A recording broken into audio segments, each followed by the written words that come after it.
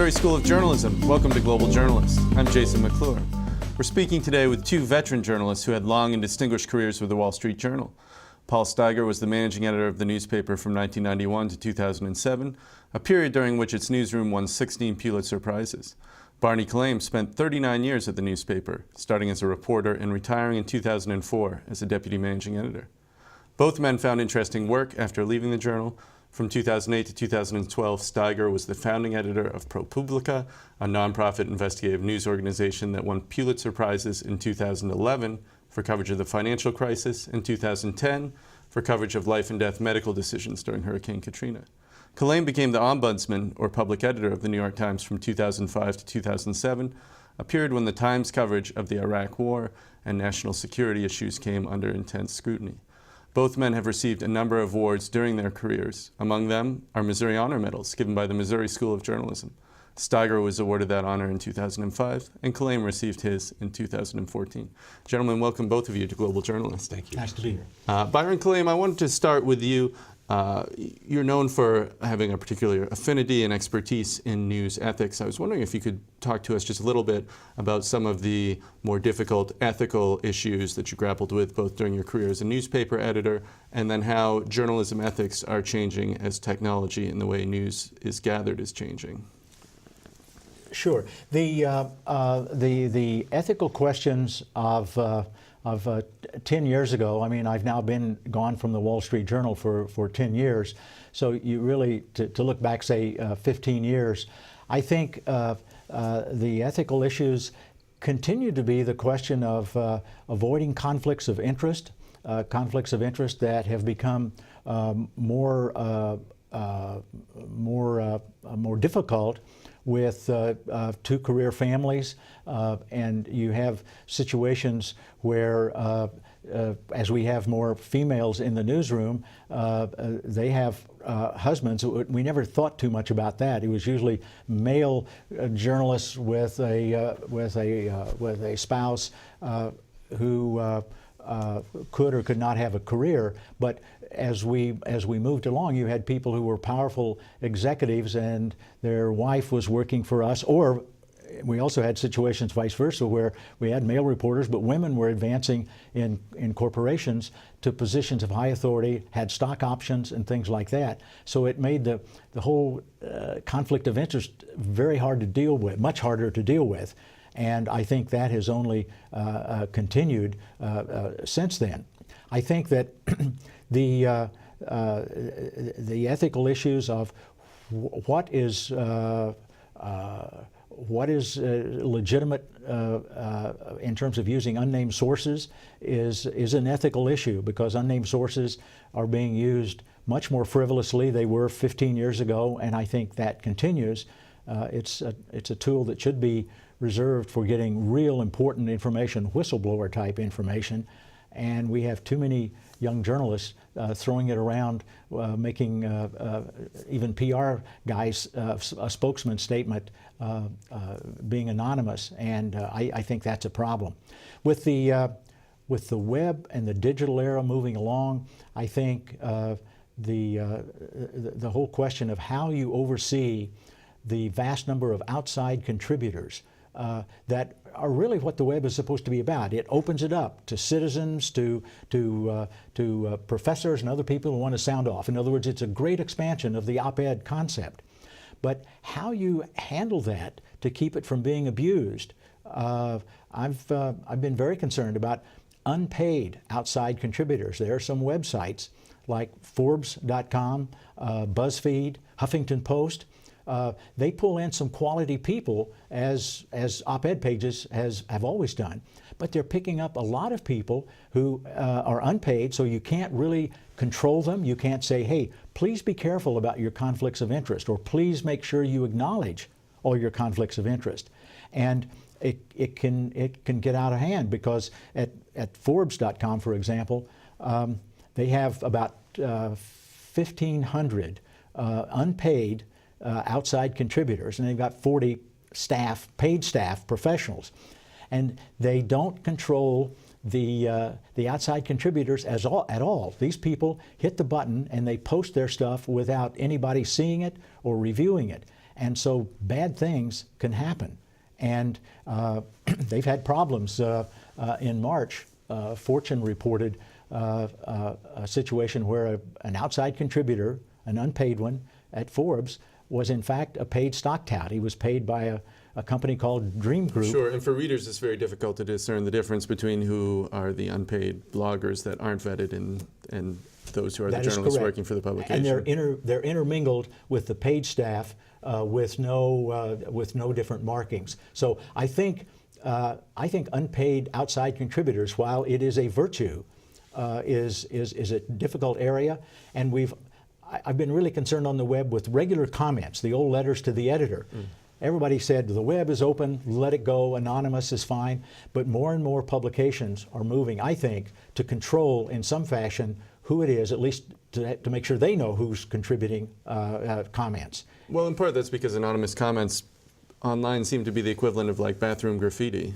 Yes, they can, but they have been, it's people who are used to the web, who grew up with the web, say that's part of what it should be, very free form, and let people speak their minds and don't pin them down by identifying them. But I think it's a real serious area in this digital era that needs to be addressed with more care.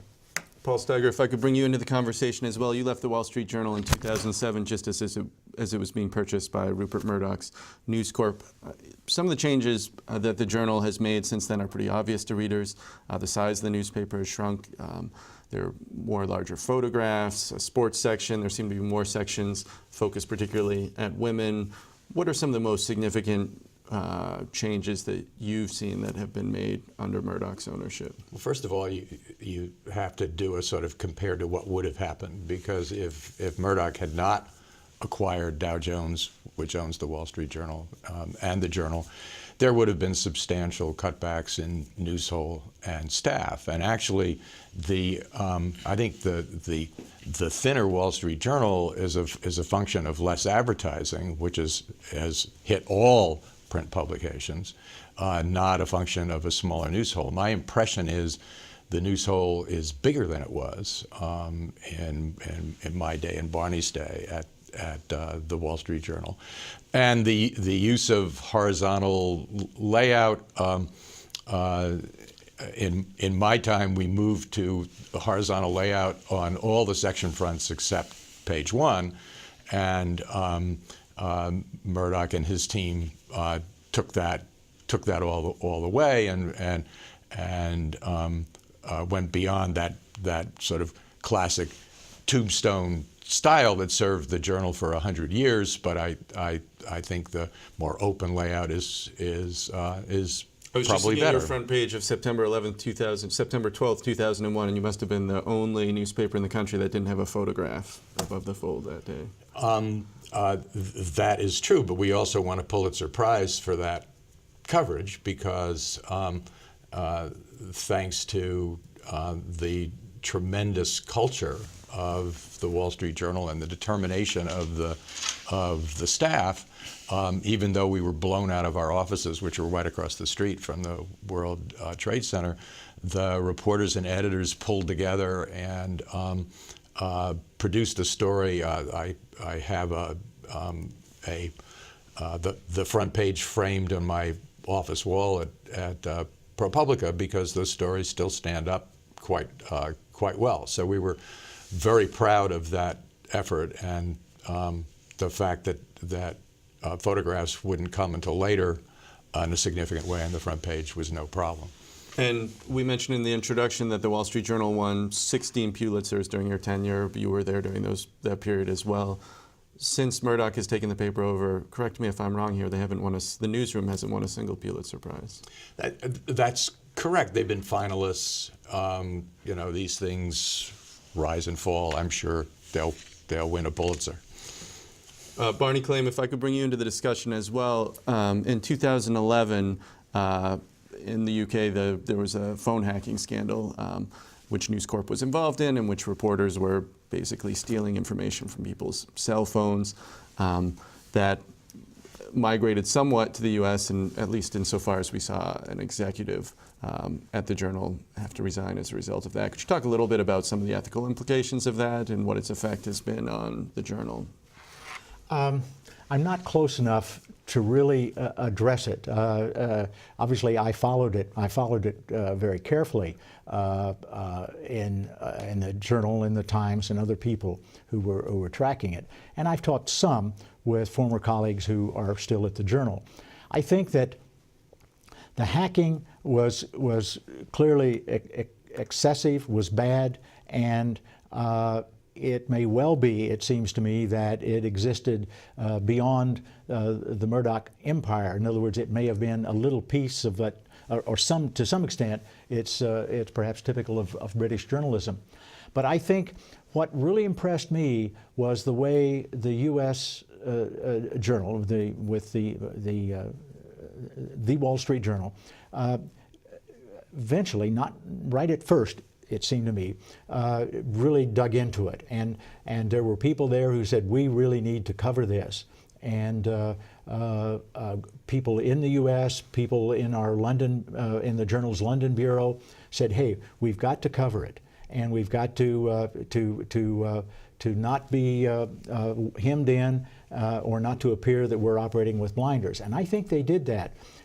Through situations like Les Hinton, the guy who was the top executive in charge here in the U.S., having to resign because he was linked to the events in the U.K. because he had been in charge of overall several publications there. But I think that was addressed fairly forthrightly. And I'm a guy, as Paul well knows, I always felt that we could never cover ourselves. And you should go to the AP or go to someone else, because how can you cover yourself when you have the obvious conflicts of interest? But I think you run a wire story instead of assigning one of your own journalists. Instead of assigning one of your own journalists. And I would have to admit that in this case, as in others, when Paul was the managing editor, the stories were pursued probably better than the wires did. And so if you look at what the reader really got served up to them at the breakfast table, it was they were better off. But it seems to me to have a built-in problem. I thought the Journal handled this really well, and I thought the editors put in by Murdoch could have clamped down. I mean, they were, as I understand it, apprehensive for obvious reasons, but they didn't really stand in the way of forthright coverage. And so that is to their credit. And I've said that publicly before. And I think there were editors and reporters at the Journal who also stood up and said, look, we've got to get at this, or it'll be embarrassing to be ignoring certain aspects of this. And it was a tough situation. I can't think of anything much tougher than trying to cover that for the Journal. You're listening to Global Journalist. I'm Jason McClure. Today on Global Journalist, we are talking to Paul Steiger and Barney Calame, two editors who helped run the Wall Street Journal's newsroom in the 1990s and 2000s. For more Global Journalist content, visit us online, globaljournalist.org. There you can listen to or watch episodes from our archive and read in-depth articles on international affairs and free press issues. We're also on social media. You can like us on Facebook or follow us on Twitter @GlobalJourn. Paul Steiger, you were the founding editor of ProPublica, which has been an extremely successful nonprofit investigative news endeavor. Since that nonprofit was started, there have been a number of other similar organizations started around the country. Can you talk about some of the strengths and weaknesses of this model of journalism, how it fits within sort of the greater news environment where you see cutbacks from traditional media, particularly in investigative news? Well, I think that turning to philanthropy for support of investigative reporting has been made necessary because the web, although it has provided lots of great benefits to the news-consuming public, some of which Barney alluded to, it also has destroyed the old business model and made it very, very difficult for most traditional news organizations to continue to mount the kind of investigative reporting that they did for the 40 years or so that Barney and I were in print journalism. Barney Calame, I wanted to ask you, while you were public editor of the New York Times, one of the issues that you wrote about was the New York Times story in 2005 revealing the National Security Agency's warrantless surveillance program. I know that you had questioned, in particular, the timing of the release of that story, given that the Times had much of the story, much of the reporting for the story in advance of the 2004 presidential elections. Can you talk about that experience? Sure. It wasn't a great moment for me in that I do what I'm prone to do. I zeroed in on one aspect of a situation that actually had broad positives. In other words, the story was really great in that it opened up this area to discussion and to people to react to and get some corrective action taken. But I was very concerned when the story said it had been held for a year. And so, nitpicker that I am, I began to look at that because it appeared in December of 2005. If it had been held exactly a year, that would mean that that the top editors hadn't seen a draft until sometime in December after the November 2004 elections. But as I dug into it, Bill Keller, the executive editor, wouldn't answer my questions about when they first knew about it. So I exercised, the public editor has a right to go to the publisher if the executive editor won't respond. So I went to Arthur Sulzberger Jr. with my 28 questions about how this all happened. And when they neither one would respond, I then wrote in my column that they were stonewalling me, so I couldn't really get to the bottom of this, but that it raised a real question and that readers were asking, particularly conservative, particularly supporters of Democrats, more liberal people, saying, look, if this was available to them before the election and they held it, that's a real political act.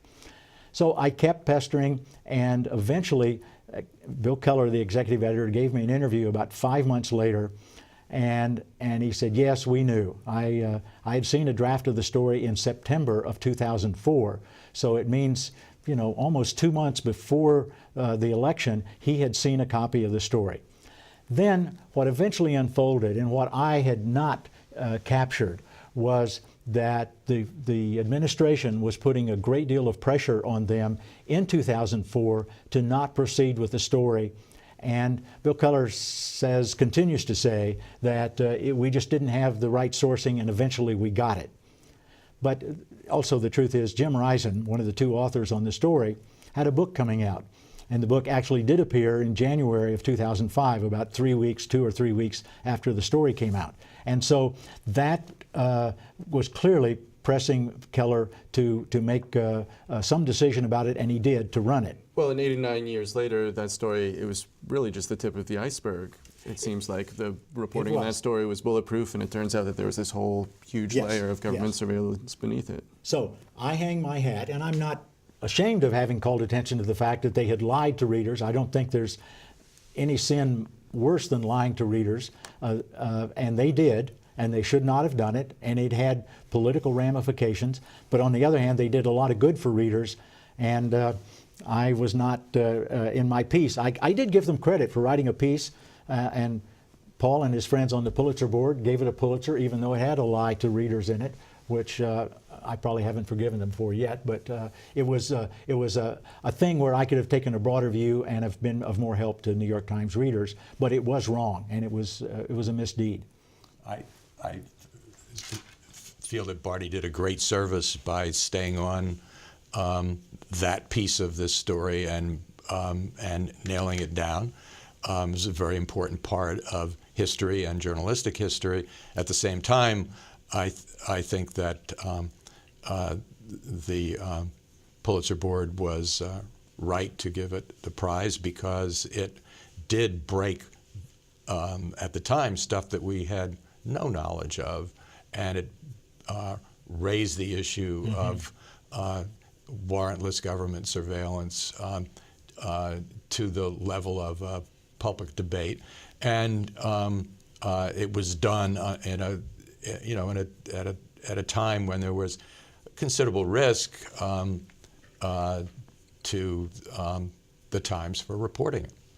You're listening to Global Journalist. I'm Jason McClure. Today on Global Journalist, we're talking to Paul Steiger and Barney Calame, two editors who helped run the Wall Street Journal's newsroom in the 1990s and 2000s. For more Global Journalist content, visit us online at globaljournalist.org. There you can listen to or watch episodes from our archive and read in-depth articles on international affairs and free press issues. We're also on social media. You can like us on Facebook or follow us on Twitter at Global Journ. Paul Steiger, I want to follow up with you as well in reference to your time, among the many hats that you've worn, you've been a board member of the Committee to Protect Journalists.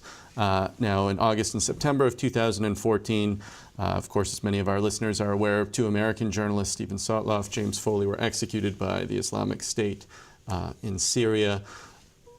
Part of what is remarkable about their story is that, you know, both reporters were taking great risks by being in Syria reporting on this. Both men were also freelancers, and so I wanted to get your perception of sort of the state of journalism, where we have people out there risking their lives essentially in war zones, working for large, successful, profitable media companies to get stories that are important to everyone. Well, look, I think you've touched on one of the great challenges that we in journalism face now, which is, you know, when I started out, in war zones and other kinds of conflict zones, there was a general readiness to give journalists some space. Now, you know, you could get caught in a crossfire and be killed, but journalists were not targeted. People on all sides felt they might have something to gain from having reporters tell their side of the story. But starting certainly with the horrible murder of our Wall Street Journal reporter Daniel Pearl in 2002, and the same sort of thing, this beheading on camera, designed or for the purpose of making a recruiting video, there's been a transformation. So that journalists, whether they work for large organizations or they work for, or they're freelancers, they are vulnerable to being killed because they are journalists, not in spite of the fact that they're being journalists, because the murderers know they'll get publicity from killing a journalist. And so that the question is perplexing those at the Committee to Protect Journalists, those at news organizations, those who deal with freelancers, all across the board. It is a much more acute problem, and something that our traditional tools of calling attention to this grotesquely uncivilized, vicious behavior, it just eggs people on, because it feeds into the message they're trying to send, which is they're ruthless, and if you get in their way, they will kill you, and in a very horrible way. And so I'm involved in a small way in trying to join with others in the industry to figure out things we can do to push back against this. And on the issue of reporters being freelancers in conflict, is that particularly problematic? It adds to the challenge, but we've always had cases where young kids without much training have wanted to go off into a conflict zone and see for themselves what's going on and report and write about it and maybe make a big splash. It's a very compelling motivation, and I think that it's important that we try to make sure that these kids get training. CPJ has stepped up its support for freelancers, and there is talk of don't want to go into specifics because it's still being discussed, but talk of things that we can do to help both freelancers and people with more experience working with larger news organizations. Barney Calame, I wanted to give the last word to you. You worked at the Journal during the period when Daniel Pearl was kidnapped. Can you tell us just briefly about that time and what things were like in the newsroom, how you tried to cope and work within the situation? It was very difficult because it was like 3 months. It happened in January after we had the 9/11 affair, and so we were this operating. Was January 2002. He was Yes. kidnapped in Pakistan. And we were operating largely out of our backup headquarters down in New Jersey, and people were having to go down there and stay in a hotel for a week at a time to get out the paper. So it was very difficult. Paul had a much broader role than I did. I had a very narrow role of being the liaison with Dr. and Mrs. Pearl, Danny's parents, and for all of us, it was agonizing. Paul was more involved with our experts from FBI and CIA in terms of the strategy. I would just say, I don't think we thought he had been murdered. We just thought we had to find the right way to get him out of there, or at least that would be my personal view. And so it was very shocking when, well, we began to see things were not looking good, but Paul had a much broader view. It was a loss of innocence for me. I mean, I felt right up to the end that somehow people would listen to reason and. Were there demands for ransom? No, we had no demands for. And we had a phony one. We had a phony one, and there were also demands. That we couldn't possibly influence that the U.S. deliver some jet fighters, which they had agreed to sell to Pakistan, but then held back over issues of Pakistan's. I think it was Pakistan's nuclear capacity, so there were global politics involved, way beyond our capability to influence, even if we had sought to, which we didn't. But what we've found Muslim people around the world who spoke out and with the help of the Committee to Protect Journalists and others that spoke out and encouraged his captors to let him go. What we didn't know was that the kidnappers had turned him over to Khalid Sheikh Mohammed, who was the key planner of the 9/11 attacks, and extremely militant terrorist. And Khalid Sheikh Mohammed wanted a terror video, and there was no stopping him. That's all for this edition of Global Journalist, a production of the Reynolds Journalism Institute and the Missouri School of Journalism. Our thanks to Paul Steiger and Barney Calame for joining us. Global Journalist executive producer is Casey Morrell, and our lead producer this week is Nassim Benchabani. Travis McMillan from RJI is our technical director. Pat Akers of KBIA is our audio engineer. For all of us at Global Journalist, I'm Jason McClure. Thanks for joining us. We'll see you next time.